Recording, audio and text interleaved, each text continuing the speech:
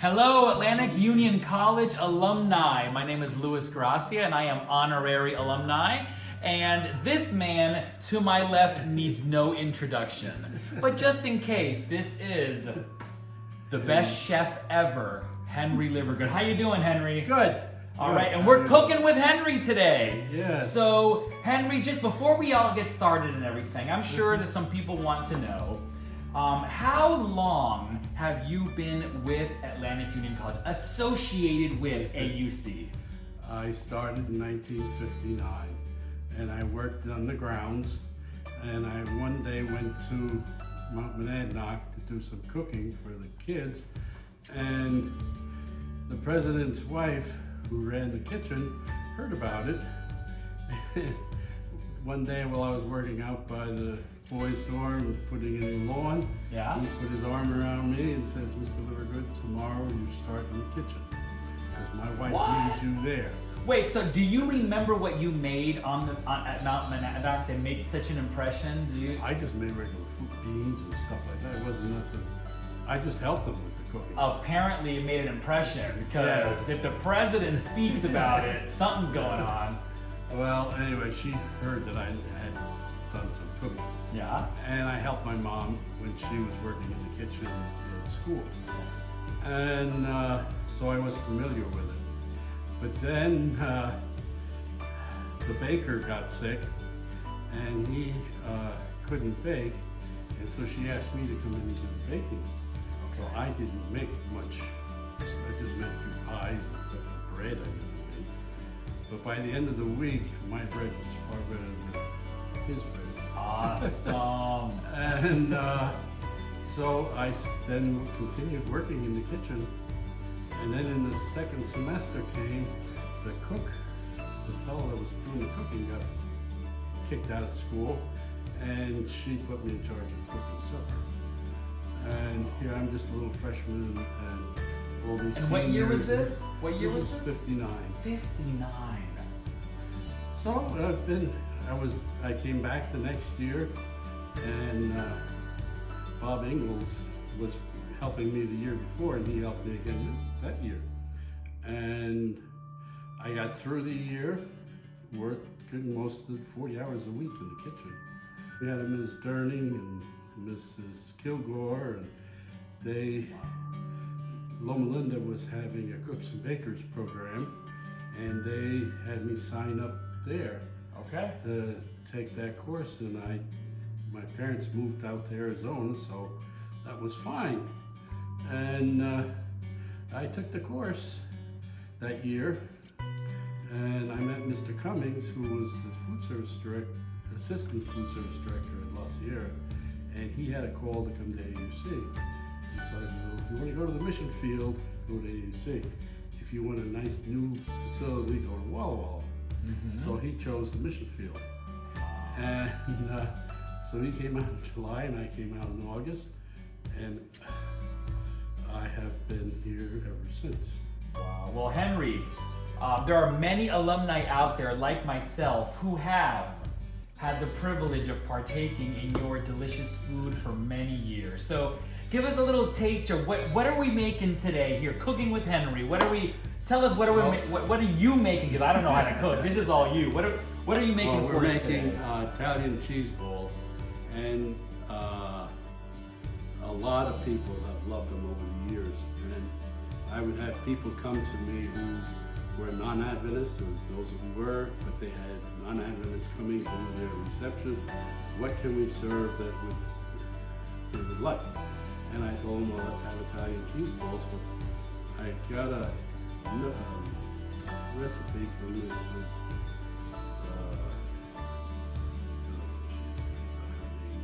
That's all right. But she got out of Life magazine, and it was Sweet and Sour sauce. And we put the meatballs in there, and it just was a big hit from day one. I have had them, Henry. They're fantastic. Now let me ask you this: on a scale of 1 to 10, 10 being very hard to make, 1 being cold cereal, where would you rate making these Italian cheese balls? Are they pretty hard? Okay, okay. Not that. So this is doable. We can do this. All right.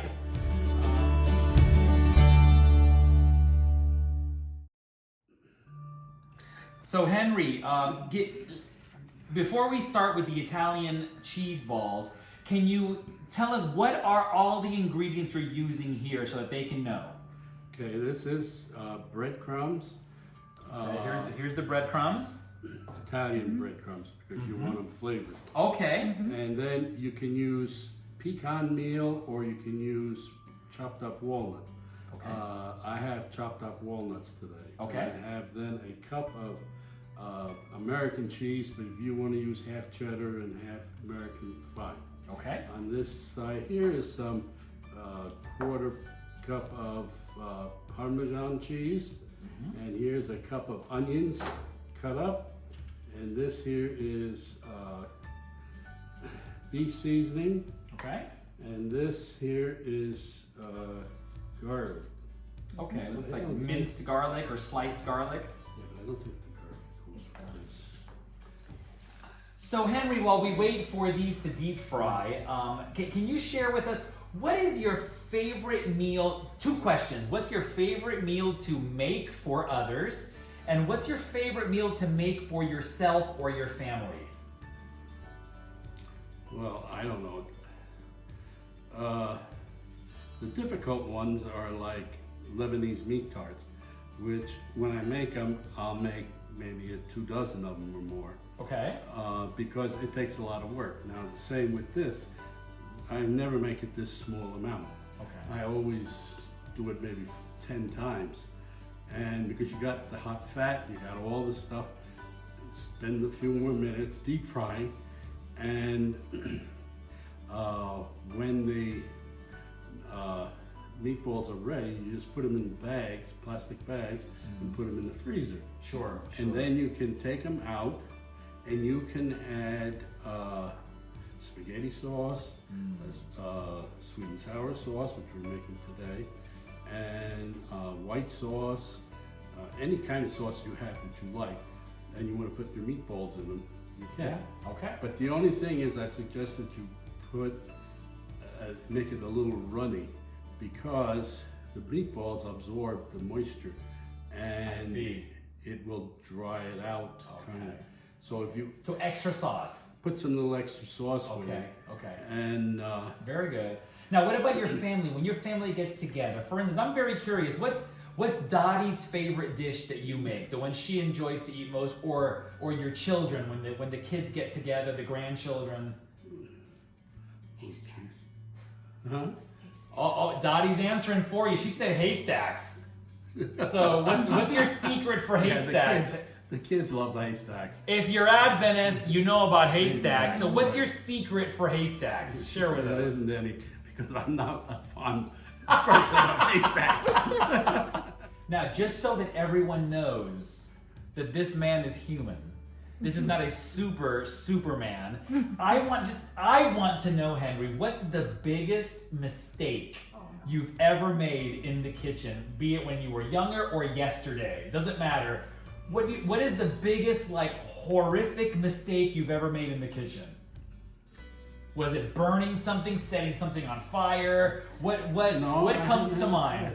But well, I was teaching kids how to make supper, and someone was making a large pot of gravy. Okay. And he said he put the flour in it, but it wasn't thickening. Okay. And so I'm looking at this stuff, and why isn't it thickening? It's boiling and should be thick. Uh-huh. And so I said, well, let me taste it. I found out he used powdered sugar instead of flour. Oh my. That must have been pretty sweet, huh? Yeah, it took weeks before we got rid of all that gravy. Mixing it with other. Great.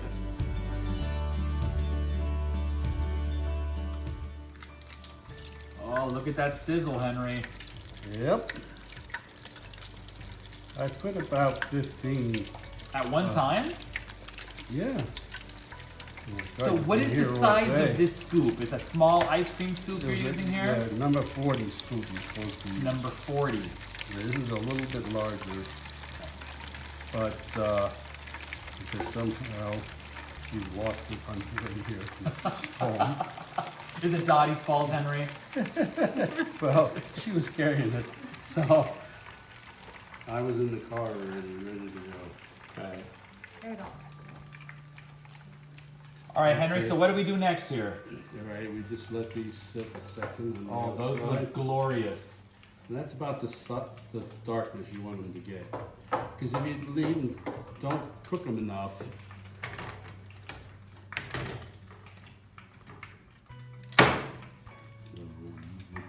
Sticky.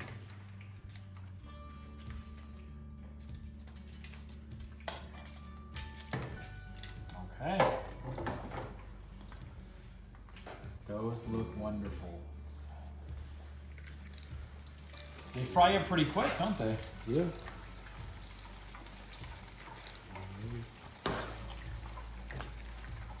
Now, what is the heat setting that you have on the deep fryer, Henry? Is it full blast? Just about. Okay. You'd fry up quick too at 375. 375?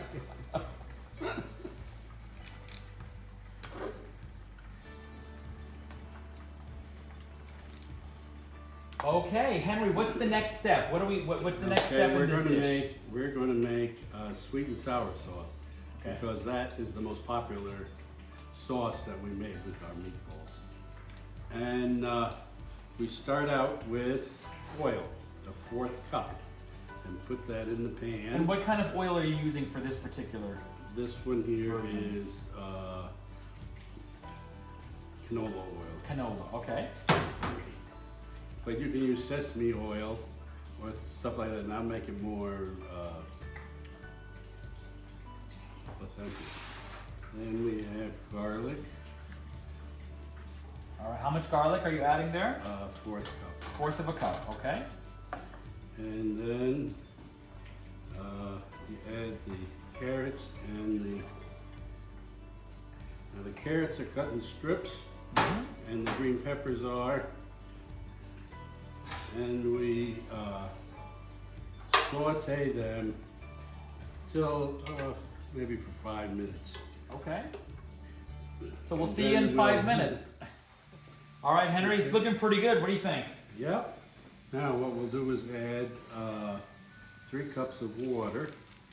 1 cup. And here I have 2 cups. Okay. It's a lot of water. Yeah, well, then it takes 1 cup of red wine vinegar.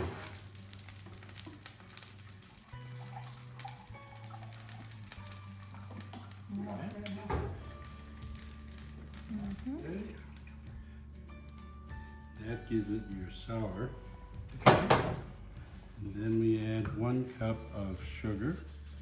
So for every cup of sour stuff, you add a cup of sugar. So 1 cup vinegar is balanced with the 1 cup of sugar. Okay. And then we need to add 2 tablespoons of soy sauce. Okay. Can someone substitute with the Bragg's amino acids if they wanted to? If they want to. Okay. All right, now we add then also the chicken seasoning. And how much of it did you add there? I think it was 3 tablespoons. Okay. And then we stir it, and we put it back on put the fire under it, and then we bring this so it comes to a boil. Okay. So Henry, we missed what you added just now. What was it that you added? I added a 1/4 cup of clear gel and 1/2 cup of water. Mixed it up, and when the liquid in the pot was boiling, I added it to it. Now, what is clear gel? Explain to the alumni, what is clear gel? Well, clear gel is a thickening, and I think it comes from grapes. The nice thing about it is when you thicken it like this, it will stay like this. Now, if you use cornstarch or use flour, this product will be like this, but then when it gets cold, it'll be stiff. and you can cut it. So leftovers And then put in the it fridge. doesn't- I see. Then it doesn't constitute back again. Got it. Whereas this, you can just stir it and you'll have your consistency back. And what makes it nice is when you're doing fruit, like blueberries, strawberries, and things, and you're thickening it, it makes it that thickness, but then it stays that way, and the color of the fruit really brightens it up, and it's a nice bright. Okay. It doesn't turn milky or dull. So now you put your meatballs in a dish and just add this to it, cover it, and put them in the oven for about 45 minutes, because these meatballs, even though they've been in the deep fryer, do not cook all the way through. And so you want to make sure it takes some time. So put them in a dish, add the sauce, and then put them in the oven? And then put them in the oven for about 45 minutes. At what heat? 350. 350. All right, now these meatballs I made the other day, and I put the sauce on, and we baked them. And so this is what the finished product would look like. The finished product. They've baked about 45 minutes. And you have some carrot, and you have some green pepper, and then you can add some cooked rice to it, and you have another vegetable or salad with it, and you're all set. Fantastic, Henry. Wow, that looks wonderful. I can't wait to try this, and I am going to try this. My stomach is growling. So thank you so much, Henry. Well, we haven't seen Dottie, but she's here. Thank you, Dottie, as well. And what would you like, some closing remarks you'd like to say to your beloved Atlantic Union College alumni? Well, I'm very sorry that this institution is closed, but the Lord knows what's best. And hopefully, yet the Northeast will shine forth with the coming of the Lord, and His Spirit will be poured out upon us, and we hope the best. Absolutely. And while we wait upon the Lord, Henry, do you think we might maybe do this again in the future, you think? Oh yeah. You don't mind coming back and teaching us something No. else? I'll teach people how to make our sweet rolls, because that's one thing everybody wants when they come You in. couldn't start with that? You didn't ask me. Atlantic Union College alumni, your beloved Henry Livergood and Dottie and Louis Grassi, and on behalf of the Alumni Association and Jaslyn Aubin, we thank you for spending this time with us. God bless.